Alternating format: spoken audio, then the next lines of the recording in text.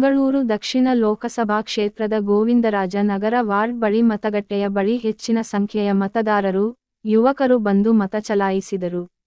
ಈ ಸಂದರ್ಭದಲ್ಲಿ ಗೋವಿಂದರಾಜ ನಗರ ಮಹಿಳಾ ಅಧ್ಯಕ್ಷೆ ಶ್ರೀಮತಿ ರತ್ನಮ್ಮ ಅವರು ಮಾತನಾಡಿ ಹೆಚ್ಚಿನ ಸಂಖ್ಯೆಯಲ್ಲಿ ಯುವಕರು ಬಂದು ಮತದಾನ ಮಾಡುತ್ತಿದ್ದಾರೆ, ಅಲ್ಲದೆ ಅಭ್ಯರ್ಥಿಯಾದ ತೇಜಸ್ವಿ ಸೂರ್ಯರು ಹೆಚ್ಚಿನ ಮತಗಳಿಂದ ಗೆಲ್ಲುತ್ತಾರೆಂದು ಅಭಿಪ್ರಾಯ ವ್ಯಕ್ತಪಡಿಸಿದರು. ಆಗಿರೋದು ಎಲ್ಲರಿಗೂ ಖುಷಿ ತಂದಿದೆ. ಮೋದಿಯವರು ಬರಬೇಕು ಅನ್ನೋದು ಭಾಳ ಜನರಿಗೆ 100% ಜನಗಳಿಗೆ ಉತ್ಸಾಹದಿಂದ ವೋಟ್ ಮಾಡ್ತಾ ಇದ್ದಾರೆ.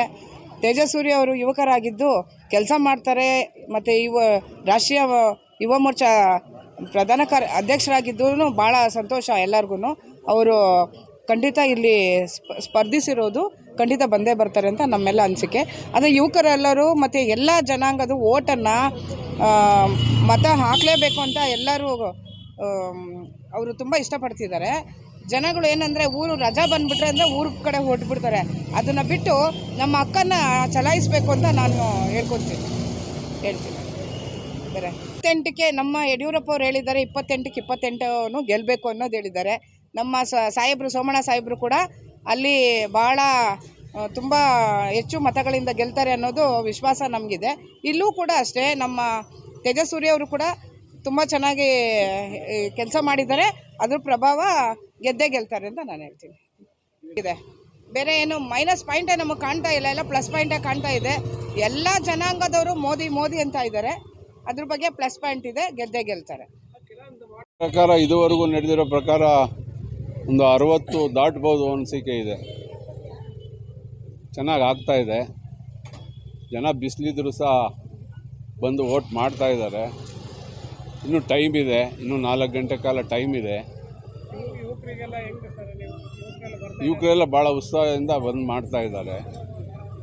ಭಾಳ ಚೆನ್ನಾಗಿ ನಡೀತಾ ಇದೆ.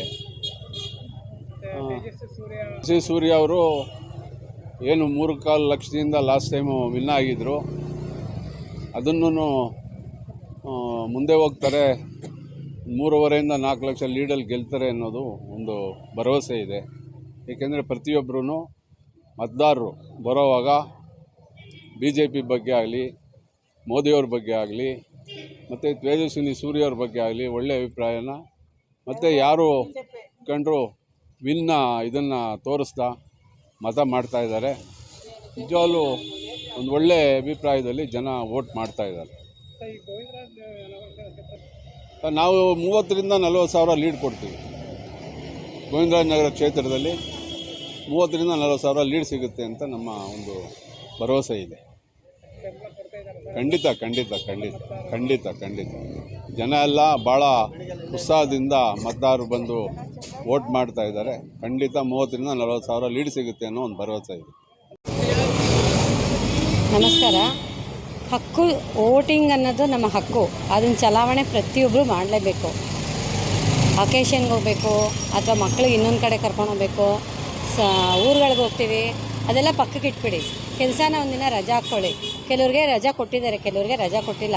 ಪರ್ಮಿಷನ್ ಕೂಡ ಸಿಗುತ್ತೆ, ಯಾಕೆಂದರೆ 7 o'clock ಸ್ಟಾರ್ಟ್ ಆಗಿದೆ. ಪ್ರತಿಯೊಬ್ಬರು ನಿಮ್ಮ ವೋಟನ್ನು ಚಲಾಯಿಸಿ. ಇದರಿಂದ ನಮ್ಮ ದೇಶದ ಭವಿಷ್ಯತೆ ನಮ್ಮ ಕೈಯಲ್ಲಿದೆ. ನಾವು ಯಾರಾದರೂ ಒಬ್ಬರು ಕರೆಕ್ಟ್ ಪರ್ಸನ್ನ ಸೆಲೆಕ್ಟ್ ಮಾಡಿಲ್ಲ ಅಂದರೆ ಅದು ಬೇರೆಯವ್ರಿಗೆ ಹೋಗಿ ನಾವೇ ಸಫರ್ ಮಾಡಬೇಕು. 5 ವರ್ಷನೂ ಇನ್ನೂ 5 ವರ್ಷ ಕೂಡ ನಾವೇ ಸಫರ್ ಮಾಡಬೇಕು. ಅದಕ್ಕೆ ನಿಮ್ಮ ವೋಟನ್ನು ಒಳ್ಳೆ ಪರ್ಸನ್ನು, ನಮಗೆಲ್ಲ ಮೋದಿಯವ್ರು ಬರಬೇಕಂತಲೇ ತುಂಬ ಆಸೆ ಇದೆ. ಯಾಕೆಂದರೆ ಅವರು ದೇಶಕ್ಕೆ ಭದ್ರತೆಗೆ ಏನೇನು ಮಾಡಿದ್ದಾರೆ, ಪಾಕಿಸ್ತಾನವ್ರನ್ನ ಕಡಿವಾಣದಲ್ಲಿ ಇಟ್ಟಿದ್ದಾರೆ, ಈ ಕಡೆ ಚೈನಾದವ್ರನ್ನೂ ಕಡಿವಾಣದಲ್ಲಿ ಇಟ್ಟಿದ್ದಾರೆ. ನೀವು ಅದಕ್ಕೆ ಕರೆಕ್ಟಾಗಿ ತಿಳ್ಕೊಳ್ಳಿ. ನಮ್ಮ ದೇಶನ ಮಾರಾಟಕ್ಕೆ ಇಡಬಾರ್ದು ಅಂದರೆ ಕರೆಕ್ಟಾಗಿ ವೋಟಿಂಗ್ ಮಾಡಿ. ಪ್ರತಿಯೊಬ್ಬರು ಕೂಡ ಸರ್ ಆಲ್ರೆಡಿ ಇಲ್ಲಿ 40% ವೋಟಿಂಗ್ ಆಗಿದೆ. ಇವಾಗ ಜನ ಹೇಳ್ತಾ ಇರೋದು ಮೋದಿಯವರು ಒಳ್ಳೆ ಕೆಲಸ ಮಾಡಿದ್ದಾರೆ, ಅವ್ರಿಗೋಸ್ಕರ ವೋಟ್ ಹಾಕ್ತಾಯಿದ್ದೀವಿ ಅಂತ ಹೇಳಿದ್ದಾರೆ. ನಾವು ಅದೇ ನಂಬಿಕೆ ಮೇಲೆ ಇದ್ದೀವಿ. ಜನಸ್ಪಂದನೆ ಹೇಳ್ತಾ ಇರೋದು, ಅವರು ಹೇಳ್ಬಿಟ್ಟು ಹೋಗ್ತಾರೆ ಮೋದಿಗೋಸ್ಕರ ವೋಟ್ ಮಾಡ್ತೀವಿ ಅಂತ. ಪ್ರತಿಯೊಬ್ಬರಿಗೂ ಆಟೋ ಇಲ್ಲ ಹಾಂ ಮಾಡಿದ್ದೀವಿ ಸರ್. ಎಲ್ಲರಿಗೂ ಮನೆಗೆ ಹೋಗಿ ಆಟೋ, ಒಂದು 2 ಆಟೋ ಇಲ್ಲೇ ಇದೆ, ತಲುಪಿಸ್ತಾ ಇದ್ದೀವಿ. ಲೇಔಟು ಮತ್ತು ವಿನಾಯಕ ಲೇಔಟಲ್ಲಿ ವಯಲಿಕಾ ಲೇಔಟಲ್ಲಿ ಭಾರಿ ಚೆನ್ನಾಗಿ ಮತದಾನ ನಡೆದಿದೆ. ಇವತ್ತಿನ ಲೆಕ್ಕ ಪ್ರಕಾರ ಒಂದು 50% ಓಟ್ ಆಗಿದೆ.